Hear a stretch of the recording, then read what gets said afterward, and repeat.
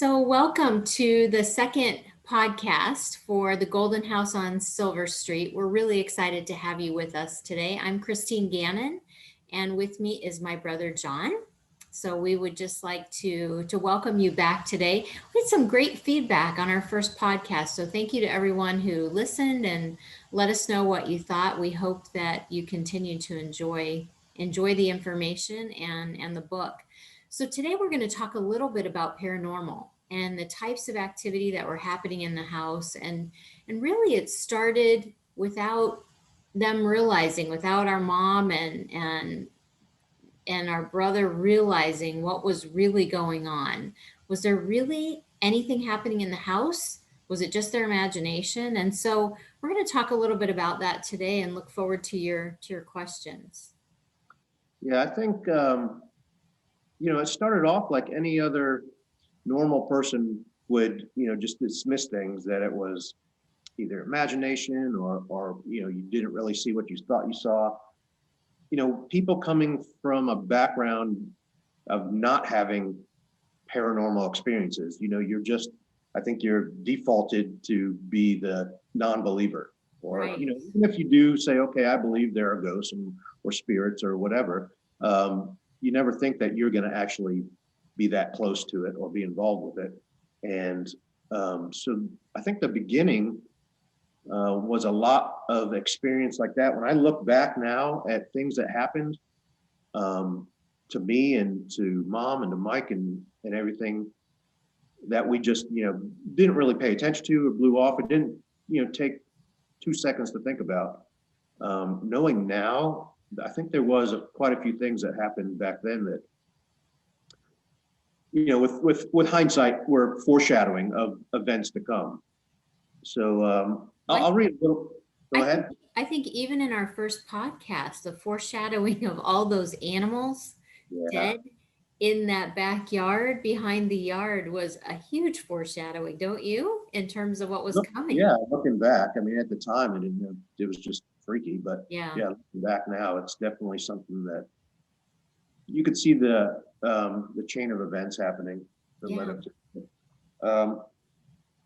I'll read where mom had basically that same feeling when she moved there, and it's covered in the book. Yep. I'll read one of the paragraphs off page 50, which reads, "The things I experienced on a daily basis were the types of little things that you first dismiss as memory loss or the result of stress or fatigue. But then they began to occur more often. They just could not be explained away as simple distraction." And that really sums it up, because there were little things that, I only lived there a year, but the little things that happened while I was there,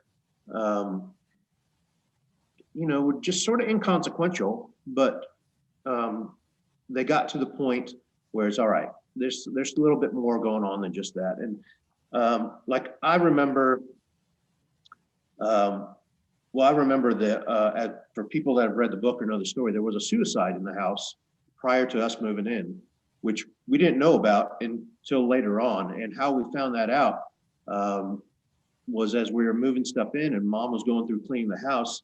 In her bedroom, there were a bunch of stains up high on the ceiling, on the wall, and where it meets the ceiling. And I saw those myself, and while she was cleaning them up, and I saw the water red, and I saw not to be too graphic, but there was substance to them. It wasn't just, like paint stains. So later on, she learned that was blood and tissue from the woman that had committed suicide. So I saw those personally myself, and I also saw when they reoccurred. I believe it was October timeframe, and I'm not sure if that's when that lady committed suicide or not. Yeah, I don't know. I was asked a couple of weeks ago to get some more information on that, and I looked through all the stuff. I don't have any information on that, unfortunately, as far as details. But I can personally say I saw the stains reappear in that same spot a year later and a year after that. So it was sort of, freaky adding to the story that those stains reappear. Another thing that I experienced while I was there. So outside, if you go to the house now, it's changed a lot from when we lived there. after the house was bought by the city of Deming and turned into a museum, they went in and for whatever reason they decided they wanted to remodel it and change it for whatever. Um, so, excuse me, my room was in the center of the house. That room is now gone. They've torn down the walls to that room to open up the living room area. But if you go and you look up on the ceiling, and I think we've got pictures on our Facebook, or I can post pictures too, because I found some more pictures earlier this week. But you can still see the outline of the wall where where the wall connected to the ceiling. So you can get an idea of the size of my room and where it was located. But right outside my room, there was a heating grate where the heater, the vent for the heater for the house, the front of the house at least.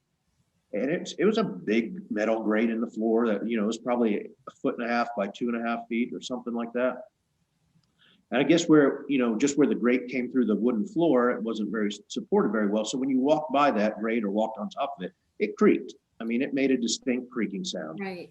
And, you know, it wasn't, I would sit in my room at night and be sleeping, and I would hear someone walking on the floor outside my room. And it wasn't, you know, it wasn't like that settling, or if the heater vent got hot and it was just the metal normalizing. It's actual, when you walk on it, it's like creak, creak, creak, like footsteps. Very distinct sound. And I remember I would hear that several times in the middle of the night, and I would get up and, Mom, is that you, or Mike, or, you know, seeing who's there, and there was nobody there. It was, but you know, laid back down, and it might not happen again that night, but the next night or a couple nights later, I mean, distinct sounds of somebody walking over that heating grate. So, and you know, that was, I just said, odd, you know, that was odd. And Very odd. Very yeah. odd. So I had another experience that just stuck with me is Mom and Mike were in Phoenix, and I was alone in the house, and it was night, and one of my friends was coming over to pick me up. We were going to go out, and I was in the back of the house, I remember, and to walk through the back of the house, through the kitchen, out to the front door, I mean, it was pitch black, so you had to turn lights on. There was no way, you know, to make it through there without breaking your light or something. So I remember going to leave. I walked through the kitchen, turned the lights on. You know, they had the light switch at one end of the kitchen. You walk through the kitchen, walk through the swing door out to the front. And, you know, I opened the front door. He was there. You know, okay, let's go. Let me just close the house up. And I turned around, and the door was shut and the light was off. And I mean, it seems sort of like, you know, benign, but I know I didn't shut that light off. There's no way I would have shut that light off. It didn't make sense. And I remember turning back on, who the hell shut the light off? Right. And why is the door closed? And, you know, I think just dismiss it as maybe I shut it off. I didn't remember it, or maybe the electrical in that house was off. Sure. Or, you know, there was crazy stuff happening with electricity all the time when lights are flashing and blinking on and off, that type of thing, which I think was just age of the wiring in the house. But I don't know I mean, it doesn't seem significant, but that one incident to me was one of those where, all right, that was something that wasn't kosher. Something was different with that. Right. I don't know why that one just stuck with me, but it did. But I remember, you know, as we think about just what you read in terms of the things that you dismiss as memory loss or stress or fatigue, you know, something worth noting is our mom had a pretty incredible stress in her life for the prior 10 years and before moving to Deming. And so I know that when I spoke with her after she moved and things started to happen and she would dismiss them, she really accounted it to, I've been under a lot of stress for a lot of years. This is probably just my imagination, you know? yeah, I'm probably not really seeing what I'm seeing or feeling what I'm feeling, you know? And even, we're reading from the book today, some pieces and parts, and the rest of the stories in the book. But something else I wanted to point out related to that in that beginning time period was she says, I always had the feeling that someone else was in the house with me, and things were constantly being moved. And I'd go to the store and find my carton of cigarettes, which I kept on the refrigerator, thrown all over the floor. Things were often found misplaced or missing. She kept securing the house more and more, trying to prevent whoever she was sure was breaking in But even with all that mounting evidence, she really didn't want to admit to herself what she already suspected and knew in her heart, that there was some paranormal activity happening. But again, she had been under some pretty heavy stress before moving there. And so her thinking, hey, someone's in the house, wouldn't have been uncommon for her to think. But she knew, again, to her point, the mounting evidence was something she couldn't continue to deny. Right. And even when some of the more um, blatant things happened that she experienced, such as when she was in the north wing of the house after working all day, she was exhausted and tired. Right. And if you know the part in the book where she thought a policeman had come to the door because she had heard him say "get out," and she saw the silhouette of the shadow. It looked like a policeman. Um, that even then, I mean, that was well into her time in the house, and even then, she was thinking, "No, I'm just tired. It's been a long Right. day." Right. But it got to the point in that experience where you couldn't blame that on fatigue, No. whatever. It was just too much that trying to convince yourself of, okay, I'm not crazy. Right. Really something is really happening. It's Right.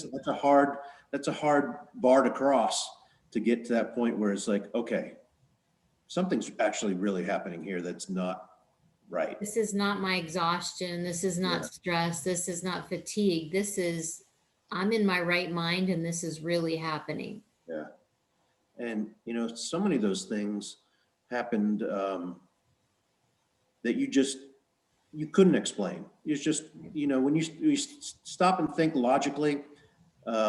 There's another part in the book where she talks about her and her friend Judy came back one night, and the doors had been locked from the inside, Right. and the windows had been locked from the inside. And you can sit there and say, well, maybe this or this, but then you have to sit down and accept that no, there's no other way that could have happened unless somebody locked them from the inside. That you Yeah. can't lock a deadbolt from the outside of a house when you're outside. So, those type of things, I think, gave her not a sense of comfort in the fact that, general comfort, but a sense of comfort of, okay, I'm not going crazy. Right. Something, this is really happening, to your point. Yeah. And she had turned, I don't know that we've talked about this yet. It's probably for another podcast, but she had turned part of the house into an art gallery, and she had the opportunity to spotlight local artists, not only from Deming in that area, but Silver City and some other places in the state. Some beautiful artwork. And she would come back after being out and find the pictures moved from the wall. And to your point, she says in the book, this couldn't be blamed on windows falling and allowing the wind to come through the room.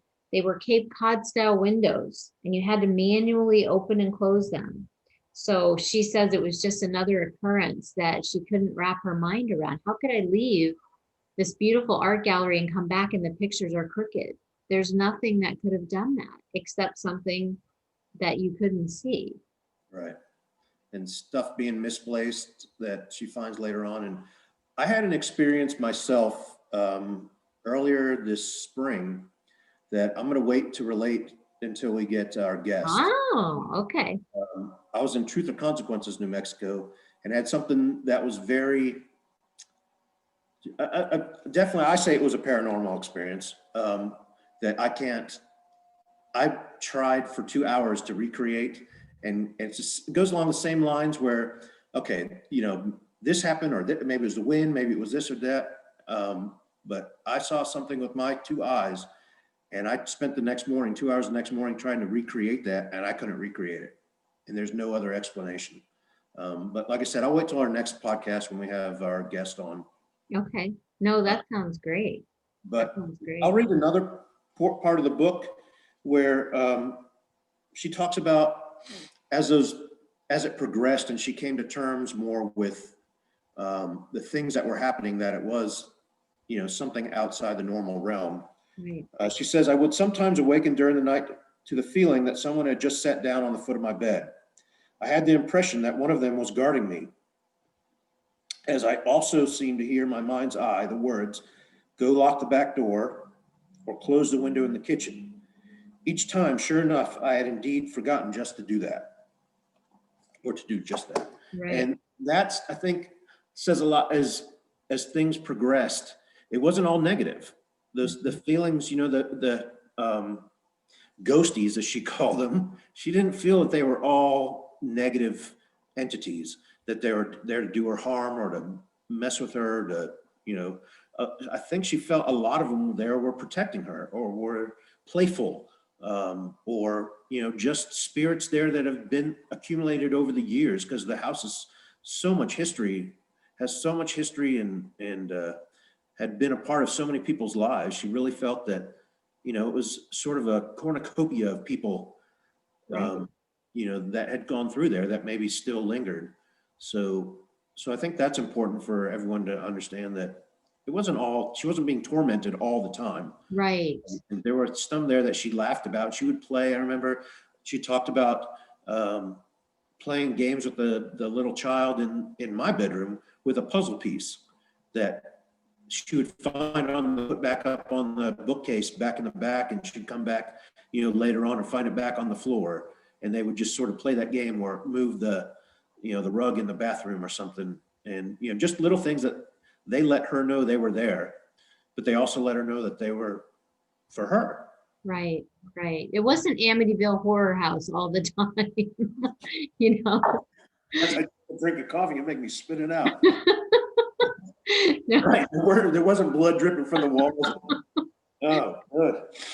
Yeah, it was. I mean, It did get intense. It did get yeah, intense, and yeah, she had to leave and come back several times. And we're gonna probably close out this podcast with a little bit of that story and pick that up in our next podcast. But our brother Mark, who will join us at some point on our podcast when he's able to, came to live at the house, and things started to get even crazier when he came to live there.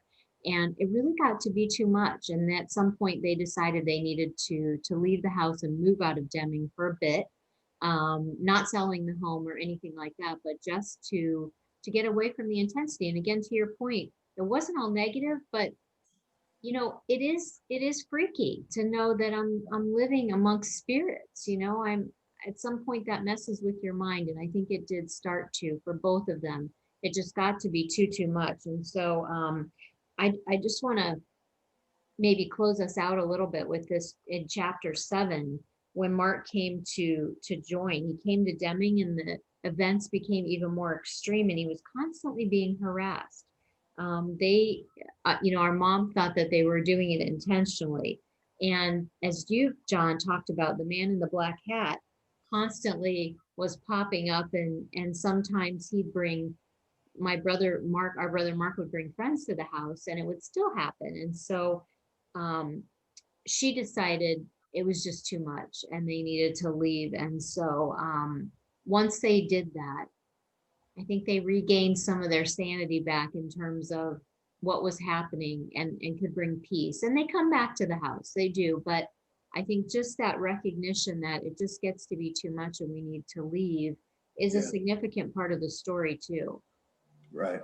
And it is. I mean, they did definitely experience like an oppressive force in that house, an oppressive feeling that, you're exactly right. After a while, it just gets to be too much. You got to get out and just regroup. And, you know, craziness 24 hours a day just will eat on anybody. Right, So, right. and yeah, like anybody that reads the book will, you'll see there were several instances where she left and came back, and left and came back. And um, Yeah, yeah, just to get a breather. yep. So, We really appreciate you all right. listening to our podcast today and watching us on YouTube. We appreciate your subscription to our channel, and you can find the book at Barnes and Noble. You can also find a link on our Facebook page. We'll put a link in the YouTube channel, but we encourage you to pick up a copy, and look forward to your feedback. Anything else, John?